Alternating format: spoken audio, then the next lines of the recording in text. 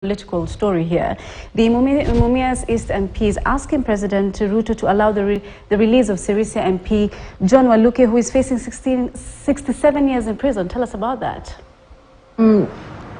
This comes off of, there's a trending topic we've had over the last few days, such as DPP, freedom is coming, and we've seen five high-profile suspects rather, whose cases have been withdrawn by the DPP, and guys are just putting him to task, wondering what happens to Waluke. Waluke is a Sirisia MP who has been sentenced to 67 years in prison, or to pay a 1 billion shilling fine for, over 313 million NCPB fraud case, which happened some years back. And he surrendered himself to the police last week. That was on 7th of October.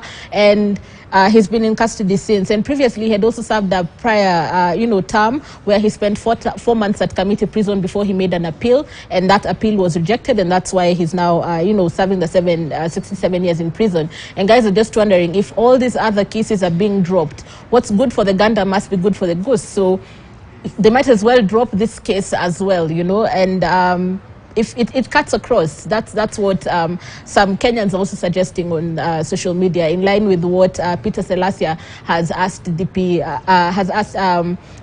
and President Ruto to drop that case of Waluke and just allow him to be free like the other Kenyans are. And also LSK has also given the DPP a 3-day ultimatum to, explain why the graft charges are being dropped in the manner that they're being dropped. Guys are calling it, withdrawal spree, what is happening. And they're also complaining that this might erode the trust that Kenyans have in the DPP office and in the police in general. So there's a lot of talk around that, in the fairness around this dropping of cases. Why are some being withdrawn? Why are some not being withdrawn?